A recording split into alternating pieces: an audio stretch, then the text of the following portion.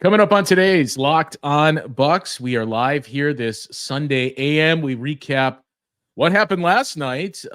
Relatively impressive win for the Bucks as their offense found their footing against the New Orleans Pelicans. A good defense in the Pelicans too, by the way. And the Bucks take 2 of 3 on this homestand, so they now move ahead on this 5-game road trip, and they do so with a brand new head coach. We'll examine the 5-game road trip and get into some of what Doc Rivers had to say as he met with the media yesterday. Join us coming up here on Locked On Bucks. You are Locked On Bucks, your daily Milwaukee Bucks podcast, part of the Locked On Podcast Network, your team every day. And welcome into another Locked On Bucks. I'm Justin Garcia. You can hear me on the Bucks Radio Network and on 620 WTMJ here in Milwaukee. Joined by Camille Davis. You can hear her on the Technical Foul podcast, the Carry the G podcast in MKE, and of course on Locked On Bucks each and every day. We thank you for making Locked On Bucks your first listen every day. We're free and available wherever you get your podcasts, viewable as well on YouTube. Part of the Locked On Podcast Network, your team every day. Camille, the elephant in the room we will get to in a moment, but I suppose we'll start first by at least knocking out the game recap that the Bucks won last night, beating the New Orleans Pelicans. And, not to be a doomer, but I know I mentioned on the show earlier in the week I was a little uneasy about this week. This is a very big stretch. We had 2 games against the Cavaliers who were playing very good. And, there were some claims of, who did Cleveland beat? Well, schedule wasn't the toughest, but one of those good teams, at least we think, that they beat was you by 40 points. And they were beating teams dominantly. So you knew it's only a 2-game separation in the loss column between the Bucks and the Cavs. You have 2 games with them. The Pelicans are playing very well as well, very good as well. And then in the midst of all this, you make a coaching change. So there was a lot of maybe concern, but just wonder over where does this go from here? And do we exit this week with the Bucks in 4th place in the Eastern Conference? And that's not the case because of the way they played on this homestand and because they did get some help as well around them.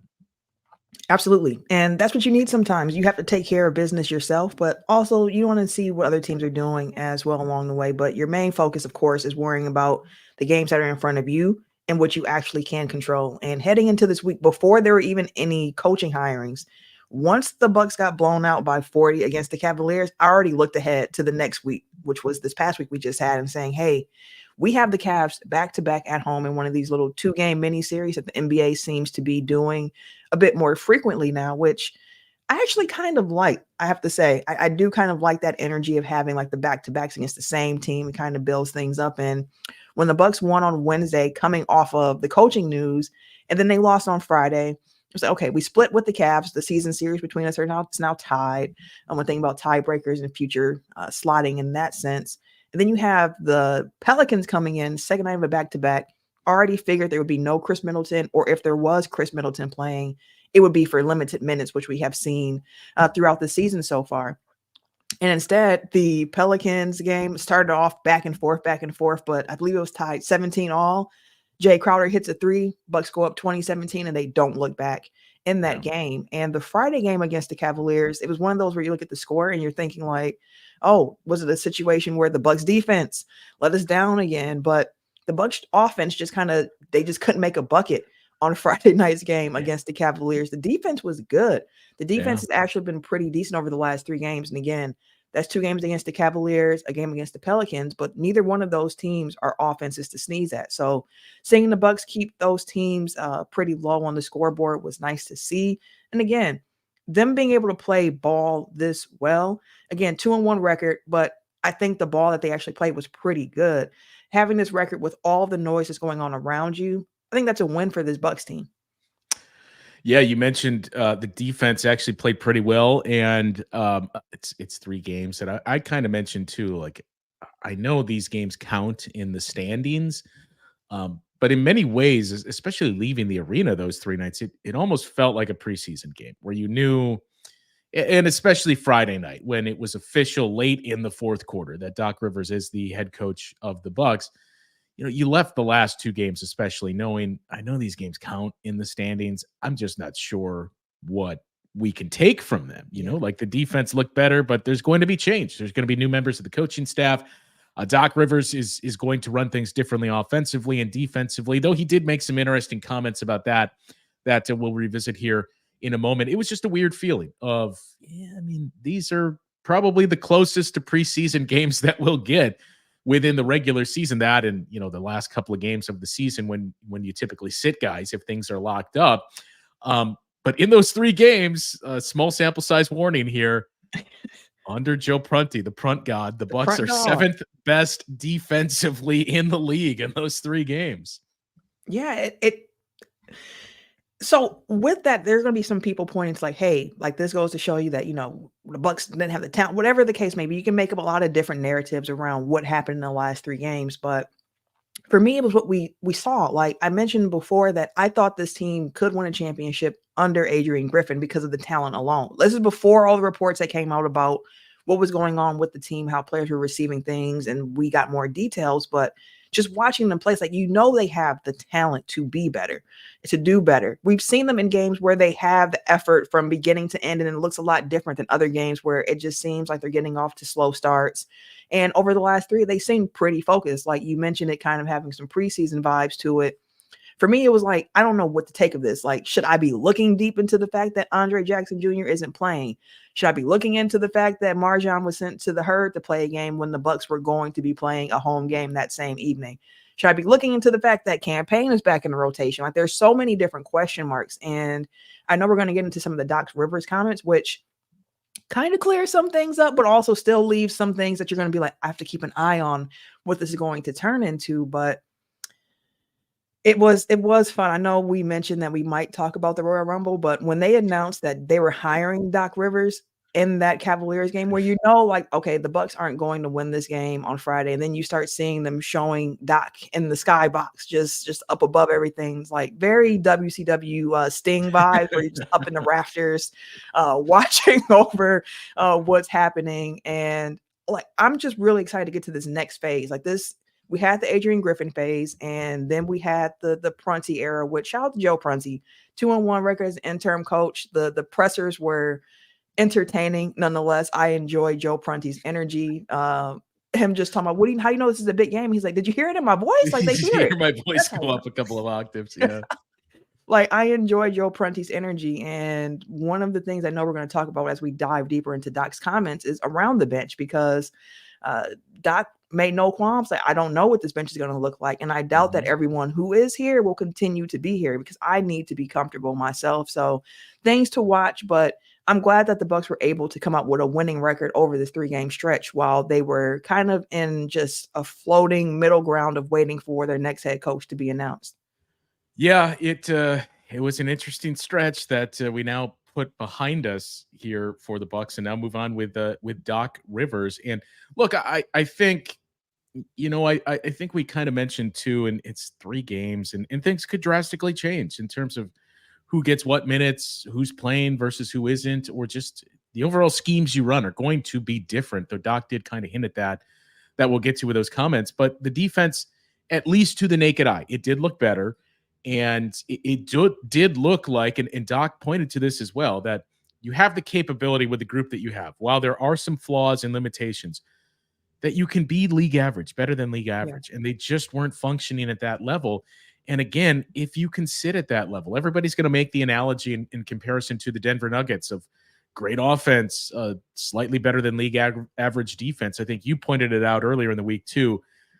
Yes, but also we're discrediting what Denver did the last month or 2 months of the regular season, when that defense played a lot better and was really clicking moving into the playoffs. Maybe you can do that. But I do think you at least see there is a skeleton here for this defense to be better than terrible. And if they can sit in that range of 12, 13, 15 in defensive rating, you have a chance. You have a very good chance with your offense and how we think it's improved in the half court. And again, this is one game to point to, but the Bucks did a much better job in transition and defending in transition against the Pelicans. You got to see this moving forward. Can't just be a 1-game sample size here. But the Pelicans actually lost points per possession in their transition offense. The Bucks were doing that good of a job defending them. And part of it wasn't off of steals, a very, very low volume there. They limited their live ball turnovers. It's amazing how far that will go with helping your defense. But that's one of the things that we had talked about with Doc or whoever this was that took over of, I have to assume the major starting point, the first two things that you'll circle and say, look, if we can fix these and clean these up, we might not be elite. We're going to be much, much better and give ourselves an even better shot. Rebounding, which they've gradually done a better job of, even under Adrian Griffin. This week especially, though, when you think about the impact Brook Lopez had, they've done a better job on the glass and transition defense. If you can clean this up, we're not putting ourselves behind the eight ball and giving the opponent these free points that had seemingly been the biggest issue for the Bucks. Part of that's tied into the offense. Part of that is just knowing, do I get back? What's my role in this? And for 3 games, we've seen it starting to get cleaned up. But I would imagine those are going to be the transition defense aspect, especially the first task for Doc Rivers here as he takes over. And the last thing I'll note, again, just from one game to take away from, but this is a good Pelicans defense. And I think there are some limitations with a guy like Herb Jones, who is the type of defender you want in this league, to be clear. I don't know that you want Herb Jones defending Giannis, though, that he has the wingspan, he has the quickness, he has the ability to switch and stick with guys on the perimeter. We saw him block that shot in the corner, too. I think was that Dame that he blocked.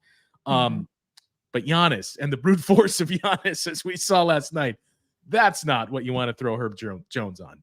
No, there's not many guys who can defend Giannis one-on-one. Like, that's a hard ask of anyone at that point. But Herb Jones, for his credit, I mean, he tried, he hung in there. He does have some length, but Giannis is just a different beast. But that's not to say that Herb Jones isn't a good defender. When the reports came out about Herb's name possibly being available, I think 29 teams raised their hand and said, yes, please. Like me, like, Right, yes, right. absolutely. Like, he'd be number one on my Bucks trade wish list if he really was available. But the Pelicans game was one where I didn't know what to expect. I mentioned that, again, second night of a back-to-back. The Pelicans were also coming off of a back-to-back where Zion didn't play on Friday night. So wasn't exactly sure what we would see. But to see that this Bucks team was able to build that lead after a little bit of back and forth early and continue to build on that, not give it back. It never felt like the Bucks were at any point after they started to get that lead really in a lot of danger of letting that lead slip, letting it go. Like, everybody who got in the game contributed in a way where you're like, this is what we expected. And earlier in the season, I remember, I forget which win it was after, but Adrian Griffin was mentioning the fact, like, it feels like there's a dark cloud around us. And when we're not winning certain games by enough points, but like any win is good for us. And that's what he mentioned too. Like, you don't know what's going on behind the scenes. And that was very early in the season that I remember we talked about this on the show and thought, what's going on here? Yeah, like, strange you're mentioning dark clouds after a win, but it just goes to show, like, there are certain ways we expect the Bucks to look when they're winning. And I didn't expect it to be this big of a blowout against the Pelicans because, as we mentioned, they're a good basketball team. But once the Bucks really started pushing it and building and building and building, and we got to this victory, this large blowout margin where it was like, this is what we're talking about, where wins, we want them to look a certain way. And the Bucks never looked like they were going to give the game away because a lot of times it's like the Bucks are beating themselves, as you mentioned, transition buckets or taking difficult shots offensively that aren't in the flow of the game, which leads to the other team being able to get out really quick and initiate their offense. So it just looked better. And this, again, like you mentioned, it's kind of a weird, interim stage right now, but you'd have to think that some of this will carry over with Doc. And he mentioned, like, I saw quite a few things myself, but the reality of it is we can only change 1 or 2 things starting immediately. Luckily, we have a veteran group that can handle some of that, but we can't throw a lot at these guys right now. We just have to tweak a few things off top and then continue to build from there. All right, we mentioned Doc Rivers quite a bit. If you missed the introductory press conference from Doc Rivers yesterday, we will bring you some of those comments and our key takeaways and the things that stood out the most to Camille and I. We will get into that discussion coming up after the break on Locked On Bucks. Passion, drive, and patience. That is what brings home the winning trophy. It's also what keeps your ride or die alive. eBay Motors has everything you need to maintain your vehicle and level it up to peak performance, from superchargers, roof racks, exhaust kits, LED headlights, and more. Whether you're into speed, power, or style, eBay Motors has got you covered. With over 122 million parts for your number one ride or die, you'll always find exactly what you're looking for. And with eBay's guaranteed fit, your part is guaranteed to fit your ride every time or your money back. Because with eBay Motors, you're burning rubber, not cash. With all the parts you need at the prices you want, it is easy to turn your car into the MVP and bring home that win. Keep your ride or die alive at ebaymotors.com. Eligible items only, exclusions apply. eBay's guaranteed fit eligible to U.S. customers only. And a happy Super Bowl to all who celebrate from FanDuel. FanDuel is America's #1 sports book. If you're like me, Super Bowl Sunday, it's all about scoring the best seat on the couch, grabbing your favorite football snacks, and placing some super bets. FanDuel has so many ways for you to end the season with a W or 2 or 3, multiple wins that you can get with FanDuel. Not only can you bet on who will win Super Bowl 58, but FanDuel also has bets for which players will score a touchdown, how many points will be scored, any type of prop you can think of. FanDuel has it. New customers join today and you'll get $200 in bonus bets if your first bet of $5 or more wins. Just visit FanDuel.com/lockedon to sign up. That's FanDuel.com/lockedon. LOCKEDON. Make every moment more with FanDuel, an official sports book partner of the NFL. We should remind you as well, Camille, that Locked On has launched the first ever national sports 24/7 streaming channel on YouTube. Locked On Sports Today, here for you 24/7, covering the top stories of the day with the local experts of Locked On, plus all the national shows we have that cover every single league. Super Bowl's right around the corner. We're moving into the trade deadline for both the NBA and the NHL, and the All-Star game for both of those as well. So a lot of national stories out there. Go to Locked On Sports Today on YouTube and subscribe to the first ever national sports 24/7 streaming channel. And before you know it, too, Camille, we're going to have spring training here. So it is really, and the NCAA tournament. So we've rattled off everything that'll have you covered on Locked On Sports Today. We should also send a line to the team here, to David Locke and company, to see when can we get Locked On Wrestling, and maybe we can lend some support to that one. But not to sidetrack too much, we'll get back into Doc Rivers here. We mentioned he met with the media yesterday, and I think a lot of people questioned, Thursday and Friday of, all right, it's going to be Doc. When are we going to hear that this is Doc, and when is he going to be coaching? And word started to trickle out, I think Friday, even before the Bucks announced it, that he's probably going to coach his first game starting with this road trip. And that was confirmed yesterday, Saturday morning, in his press conference. But there was a lot that we took away from Doc Rivers. I pulled some of the audio that we're going to play here on the show. But before we do get to some of the cuts that stood out the most to you and I, your overall takeaway when you left listening to Doc Rivers speak, what was the first thing that came to mind? This is probably the type of coach that this particular team needs. That was my very first thought when I walked away from it, because when we initially hired Adrian Griffin, I was like, hey, I hope that this works out. Again, I have an interest in the Milwaukee Bucks. I want the Bucks to do good. So if you are representing the Bucks, of course, I want success for you and what you're looking to do and set out to do.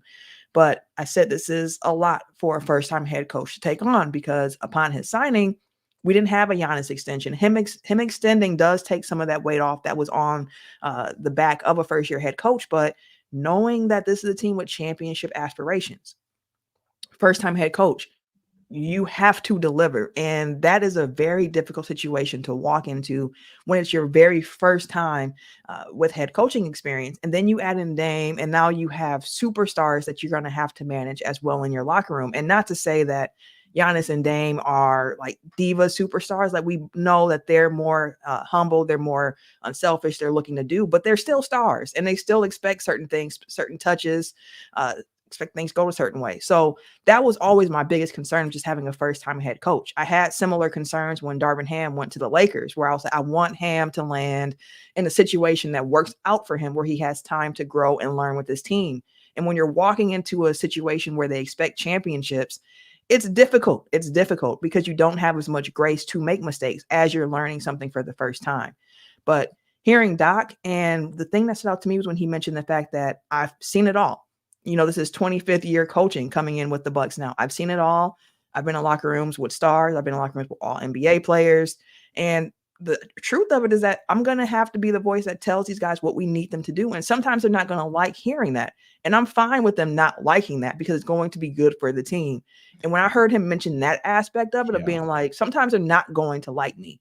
And I'm cool with that because I want this team to win. That's what stood out to me, where it's like, it's a veteran group. They know what they've been in the league for a while. They understand what they need to do, but they might be asked to take on certain roles or tasks that they haven't done before or that they don't like doing. We all have things in our jobs that we don't like doing. And me personally, I try to avoid them. I'll get to the paperwork later. I'll do this part later. But if Doc's coming and saying, no, we need you to do this now, and he has a voice that they respect, that's what this team needs. And that was something that came out to me where I'm like, this is the right hire for this team in this moment. Yeah. That was what struck me the most as well, is, okay, a lot of the things that we had some concerns over and questions over, that these have been addressed. I'm sure that was calculated. But it's also who Doc Rivers is. And, we had heard from Willie Green prior to the game as well, who played for Doc or in Los Angeles when Doc was coaching the Clippers. And he had kind of talked about the fit too, and the things that he learned from Doc, and mentioned quite a bit that last item that you brought up of, part of the manager experience is not only putting people in a position to succeed and developing them, getting the most out of your team, and still finding a way to juggle, how do I improve individuals, but do it at we're also helping the team, that it's not at the expense of the team takes a step backward because I got to help, this one individual or two. And that's not in sports, that's anywhere. But it's also being realistic and being, honest, and having difficult conversations when they need to happen. I don't know that we had that a lot. And it's not just under Adrian Griffin. Even dating back to the last few years of Mike Budenholzer, though, I suspect there was a lot more of it there. And it's not, exclusive to the Bucks, that's what a lot of younger and new coaches go through. And you can see the effects that it has. So to me, that was one of the bigger takeaways as well, is this is a guy that he has been around the block and he has seen everything. He even joked of, that it's here in Milwaukee and that my number 31 hangs in the rafters. I can point up there and say, guys, I swear to God, I played. Trust me, like, I've been through this. The other thing too was just, and this is not new to any of us that have been around and followed the league as much as we have, just how dynamic Doc Rivers is. That even if you are one of those people that is unsure about this, or is going to point to the track record in game sevens and closeouts and et cetera, and say, I don't know about Doc. Yeah. When you listen to him talk and when you're in the room with him, you just leave thinking, all right, I'm going to go do whatever that guy wants. I'm in. Absolutely. Absolutely. And something else that stood out to me from him, and just the ability that he's able to command in the room, like you mentioned, is identity. And he mentioned that, I talked to the guys like, what is this team's identity? And that's something that we have talked about here on Locked On Bucks. Like, what is this team really good at? What do they hang their hat on here? What is the identity of this team? And he was like, 43 games in, this team doesn't know yet. We still have to figure out what the identity of this team is, and we have to go on that. And he mentioned like, hey, the slogan here is fear the deer, right? Is anybody really fearing the deer this year? And that's a feeling that I had, where it felt like teams weren't scared to play the Bucks. It's like, okay, we know they're good, but I'm not scared to come in the building and play these guys. Like, let's lace them up and let's go. And that's a piece of it where there is room to improve, because we've mentioned, we don't know exactly what this defense is known for doing. What do they take away? What have they taken away? Giannis lamented about that fact after a game earlier in the season, where he's like, we're giving up everything. We can't give up everything. And then, so I loved that Doc called out, we need to find an identity for this team, and we need to lean on that going forward, because if you don't know who you are, it's really hard to go out there and really execute. So we mentioned the audio, and you mentioned the identity piece too. That is one of the bigger takeaways that I had.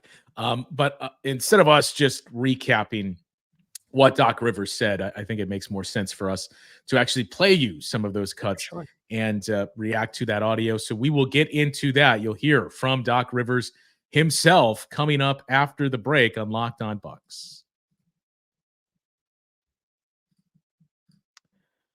Well, this episode of Locked On Bucks is brought to you by Quiz. Today, we're going to have some fun and test your Bucks knowledge. Should be a very, very easy one. Which player holds the record for most points scored in a single game for the Bucks? Damian Lillard, who scored 71 with the Portland Trailblazers. Ray Allen's had some big games. Oscar Robertson, Giannis Antetokounmpo, another option as well. Of course, it's Giannis Antetokounmpo, who scored 64 points in a game against the Indiana Pacers earlier this season. That's what Quiz, with 3 I's, Quiiiz, that's what they're here to give you, the type of next generation trivia experience. It is also the world's first platform where you can earn money playing knowledge games. And for Locked On Bucks fans, they have created an NBA quiz game where you can test your knowledge and win real cash. You play with friends or other fans and let your knowledge shine all the way to the bank. You can play without downloading anything. Just go to app.quiz.com and start playing today. The word app, app.quiz, again with 3 I's, Quiiiz.com. NBA Quiz is the ultimate knowledge challenge for fans that live and breathe basketball. All you have to do, go to that website, play the games alongside Bucks fans, other NBA fans as well, and to have a boatload of fun playing this NBA quiz game. Go to app.quiz.com to test your knowledge and win cash today. That's Quiz with 3 I's, just like a 3-pointer. Play now, showcase your skills, take home cash prizes. App.quiz.com, where fans become champions. Well, Camille, we mentioned Doc Rivers and the audio from Doc. So you mentioned the identity. That was really one of the first things that struck me, was hearing his takeaway on that. I just think we have to find our identity. That's more the message. Like, if you're going to have fear of the deer, you got to fear the deer. You know what I mean? Like, but our identity right now, and I asked them, like, who are we? And, when the team is connected and they got it, they'll give you the answer. We don't have an answer yet. And we got to find, like, what are we? Who are we? Every year you're on a new journey. We have 5 guys here, I think it's 5, that have won a title, meaning the players, right? And so we have to make sure they understand that we want to do a lot of what they did, but you can't go on the same journey. Every year the journey's different. Even if the same guys came back with the same coach and everything, that journey's different. And so we have to figure out who we're going to be and the type of journey that we need to go on to get what we want. I just think we have to find our identity. So that's Doc Rivers there. And I think the big part was that part somewhere there in the middle where he had mentioned, I asked the guys and they couldn't really give me an answer. What's your identity? And to anybody watching the Bucks this season, that much was apparent, right? That, you looked at, and Giannis kind of talked about this too. Like, what are we taking away? What are we going to give to the opponent? What are we taking away?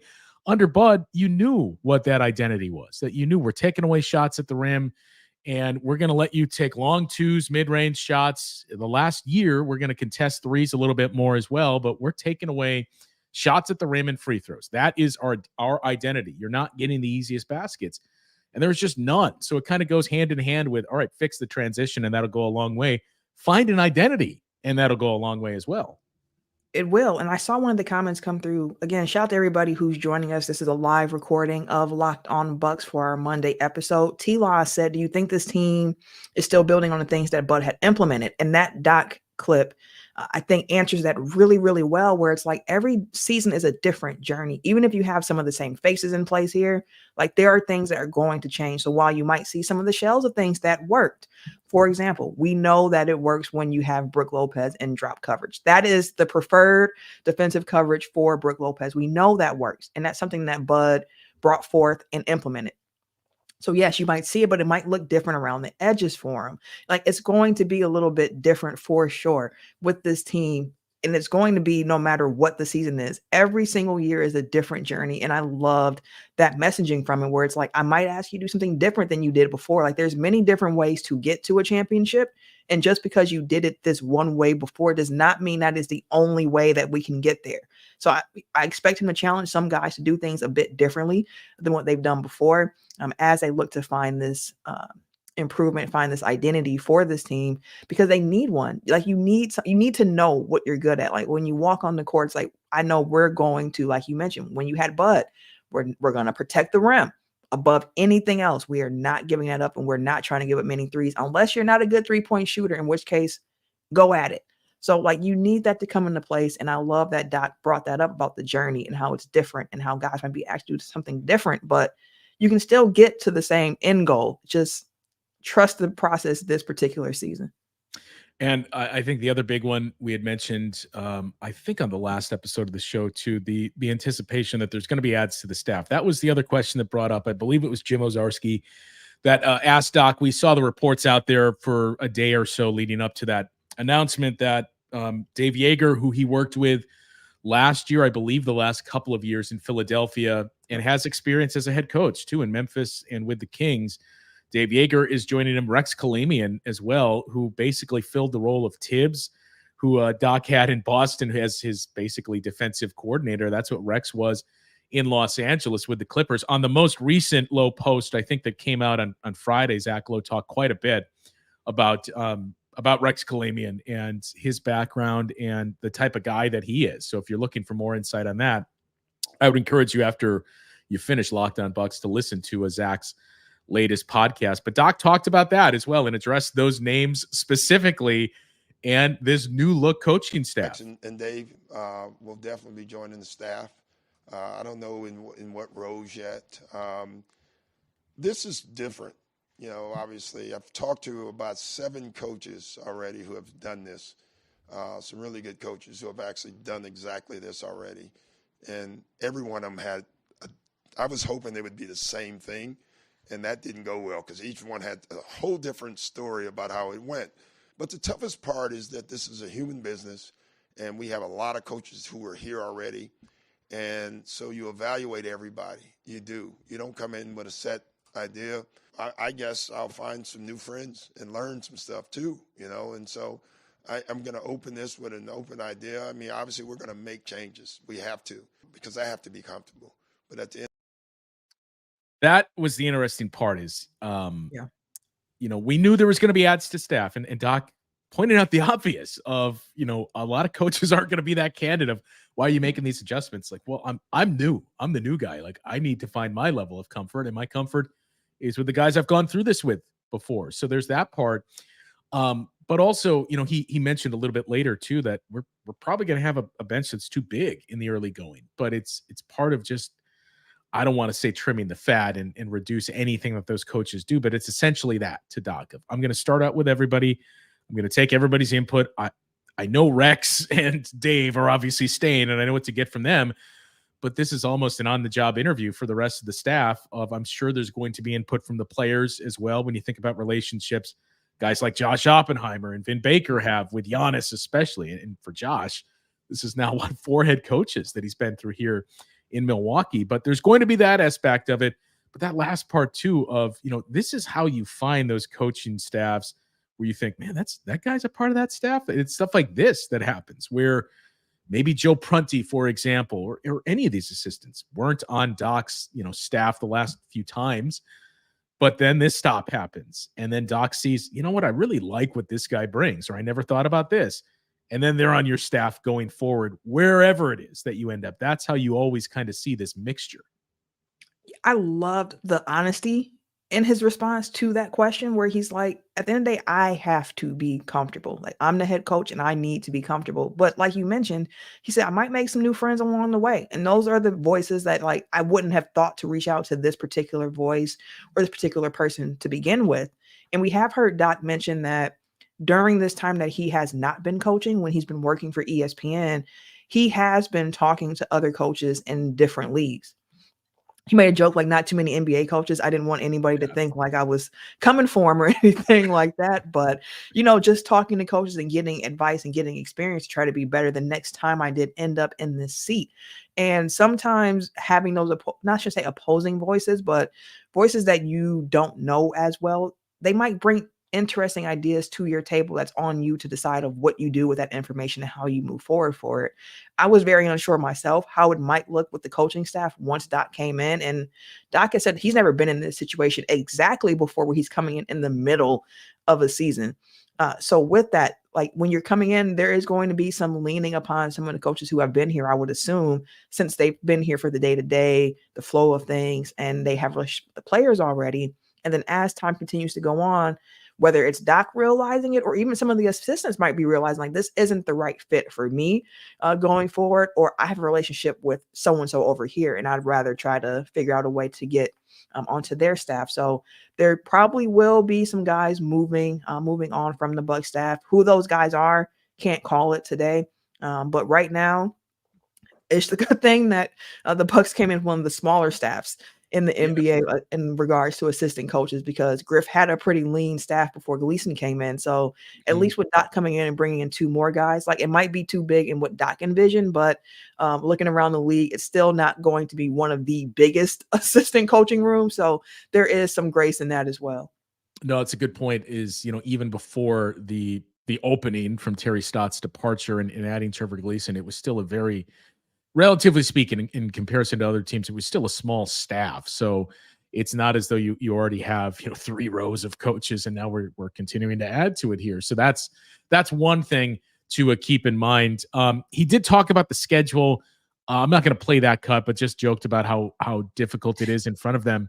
But I thought the most interesting part to pull from that is something we've talked about before, and the notion of practice in the league.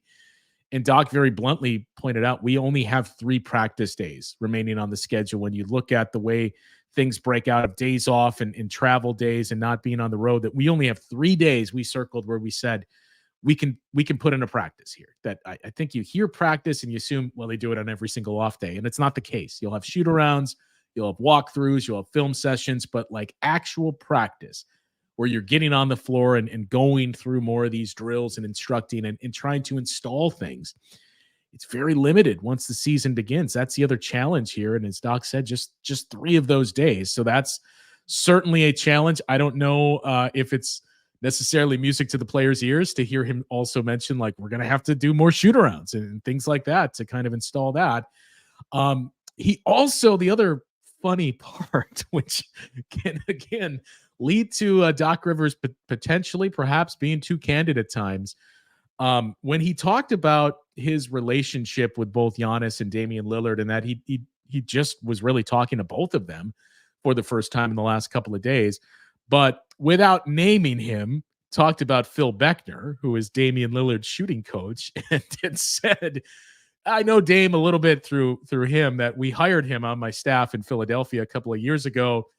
I'm not going to say whether or not that was with the intention of maybe doing something else a couple of years from now. So all of the conspiracies out there that exist of, I wonder if teams were sniffing around Thanasis for this reason, or if you would hire a guy that's close to a player for that reason.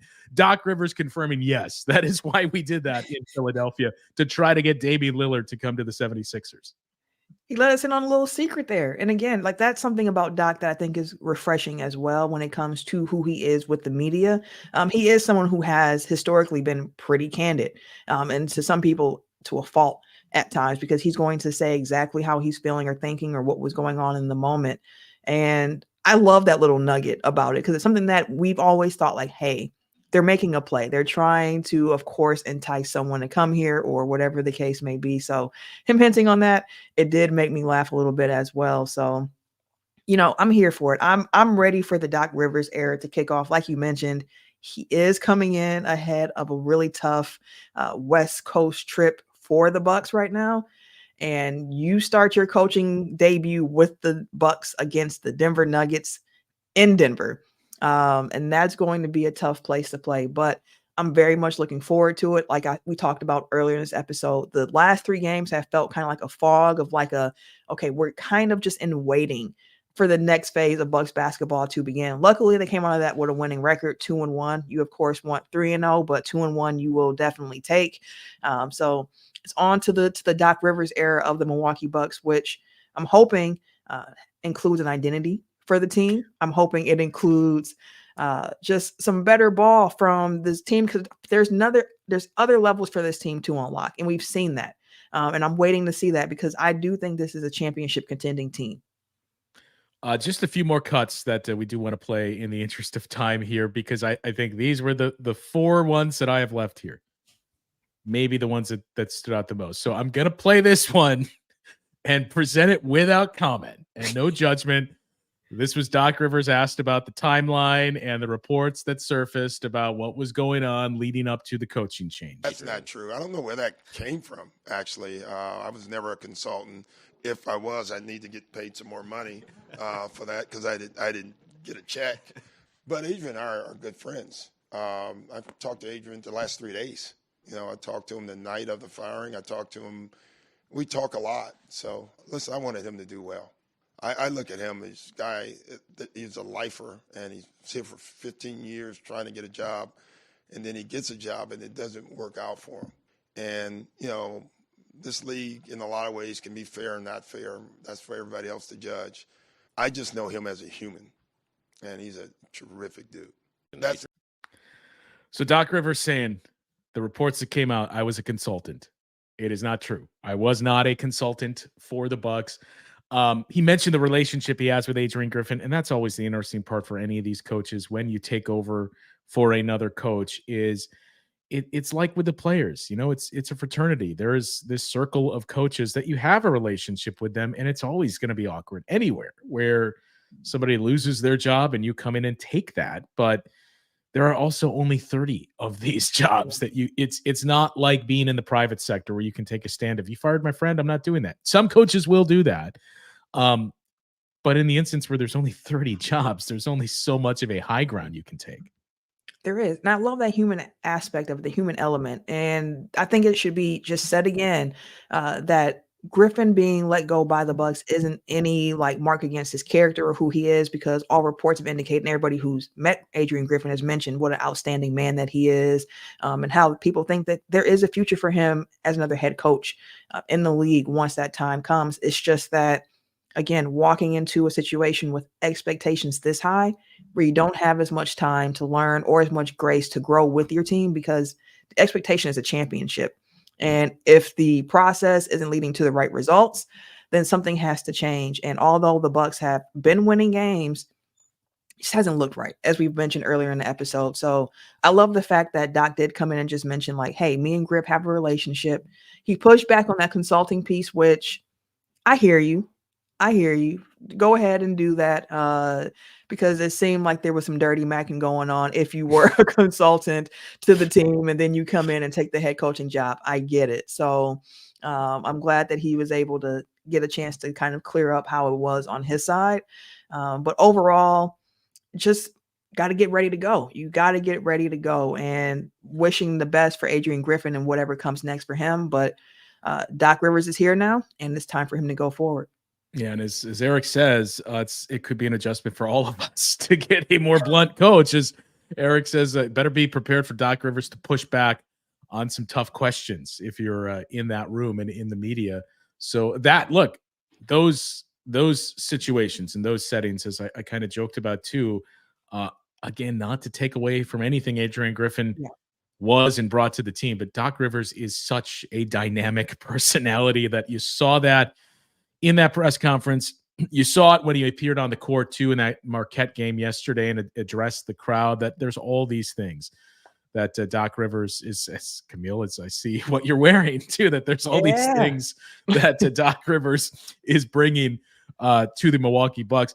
a couple of other things, but I think this is the most pressing on a lot of Bucks fans' minds is we saw minutes for Marjon Beauchamp, for Andre Jackson Jr., and to a lesser extent, too, for AJ Green that we saw earlier in the season. That in the case of Marjon and AJ really started to taper off. We had that conversation earlier about Jay Crowder, and look, the minutes got to come from somewhere. You don't get Jay Crowder back, and now you're allowed to play a 58-minute game. So somebody is going to lose their minutes. And it's a knock on not just Bud, Doc, a lot of veteran coaches. They lean on veteran players and players that they trust. And a lot of times, rookies and young players, you don't have that trust yet because you haven't been in that spot. But I do believe the Bucks are in a very unique situation where we know they need to fix the defense. And in terms of internal options, the best way to do that is with these young players, whether it's Andre or Marjon. So I don't suspect, and maybe this is my naivete coming out, I don't suspect they're all going to be just buried on the bench. And Doc Rivers talked about that a little bit. I can't wait to get in the gym with them. That's the guys that I can spend time with because, they're not high minute guys yet.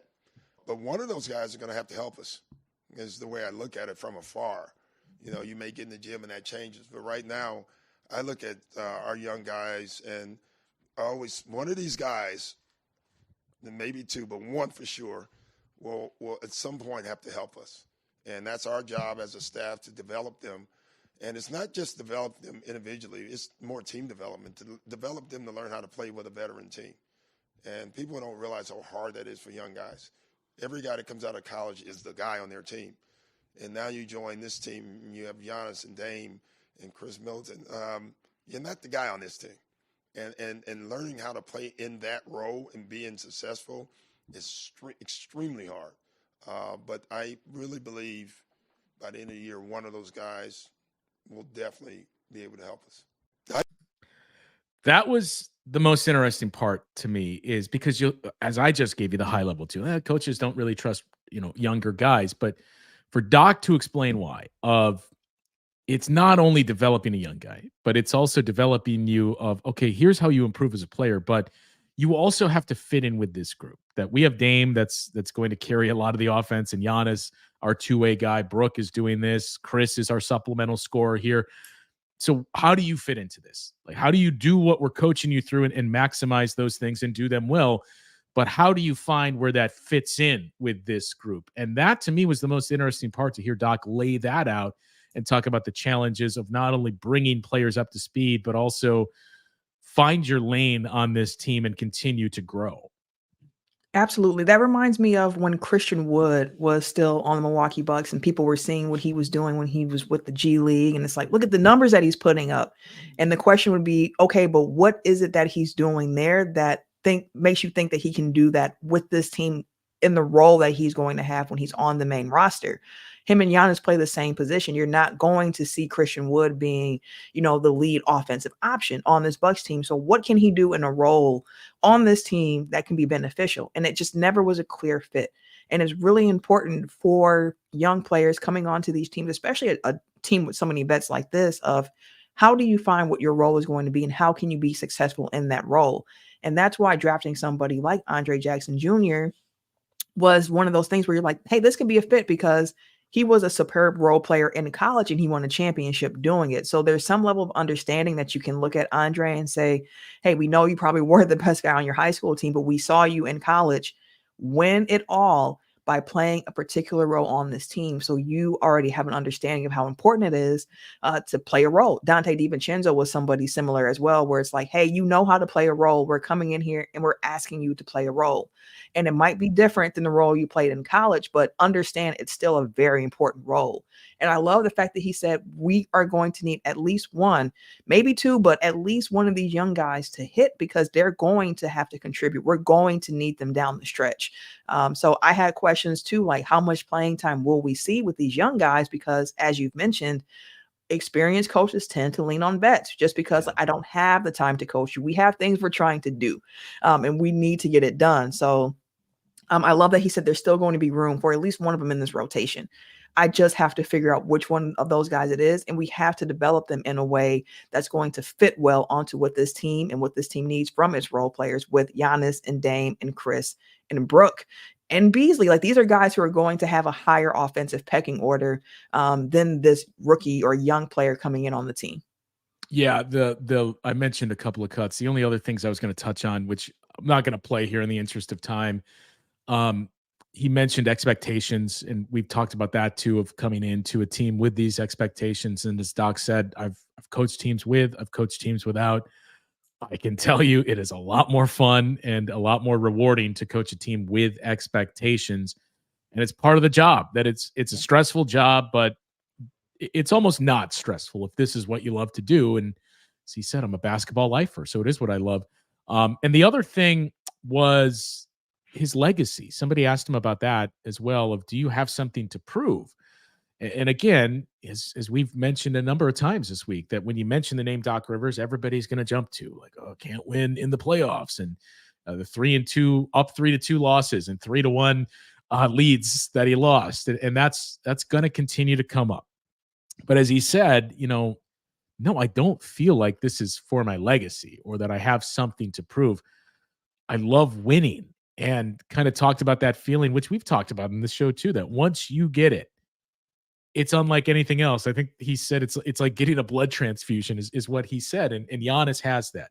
Chris has that. Brooke has that. Bobby Portis and Pat Connaughton, they have that. There are 5 guys on this team that, and Jay Crowder not here, but Jay Crowder has been to that level, that there's 5 guys on this team that have been through that. And Dame wants that. And that's what I'm searching for again after he won that title in Boston and coached in 2 finals. So I thought that was interesting too, to hear him say, look, I love basketball and I want to win. This isn't me trying to say I got to, extend my legacy and I got to prove I can win those games. That's what this is about. And this was, one of the only jobs I was interested in. As he said, he was contacted by a number of teams and he wasn't going to leave for just any job, that this one made the most sense. And somebody asked him why, and kind of joked, well, why do you think there's Giannis and Damian Lillard? That's what makes sense. So all in all, again, 30 plus minutes we heard from Doc Rivers where he just had control of the room, and you listen to everything that he said, and a lot of it checked the boxes that we were looking for. And now tomorrow, today, whenever it is you listen to this, Monday night, we get to see that put in place with Doc on the sidelines in a big showdown with the Denver Nuggets, who we presume are going to have a game where they do actually face the best players on a team and not avoiding all the players where Doc was just previously coaching in Philadelphia. So that adds even more to it. The last thing we'll point out, as Michael mentions, all the stuff and all the news that's popped up here. Kane Bateman appearance on the show at some point. We've been trying. We've put out the bat signal. I do know he's had a pretty long couple of days here, and he got a new cactus that he's trying to take care of. The previous one died, so there's a lot that he's juggling at the moment as well. But we will have Kane Pittman on the show relatively soon here, and especially leading into the trade deadline, which we haven't gone into great detail. In fairness, to be honest, we're still ironing out all the details, Camille, you and I, but we do plan, and maybe Frank as well, maybe Kane, we do plan on doing something very special the day of the trade deadline to put some reactions out there, because I would presume there's going to be movement from the Bucks and from a lot of teams at this deadline, given all of those handcuffs that are going into place, not just for the Bucks, but a lot of teams this summer with the second apron. A good place to wrap it up there as we went close to an hour today on the live show, but certainly warranted with the Doc Rivers announcement and getting to hear from Doc himself about what to expect for this team now, beginning on Monday when he takes over as the head coach of the Bucks in Denver. We will have the post-game show for the reaction to the first game coached by Doc Rivers, and some more thoughts on the Doc experiment or experience on the show on Wednesday, moving into that game, previewing a big showdown as Dame goes back to Portland and what that's going to mean for him. And then before you know it, after that game, we're a week away from the trade deadline. So a lot to get into here on the busy season of Locked On Bucks. Thanks to everybody in the comments today, everybody that was joining on the live show as well. For Camille, I'm Justin. We will talk to you tomorrow with more Locked On Bucks.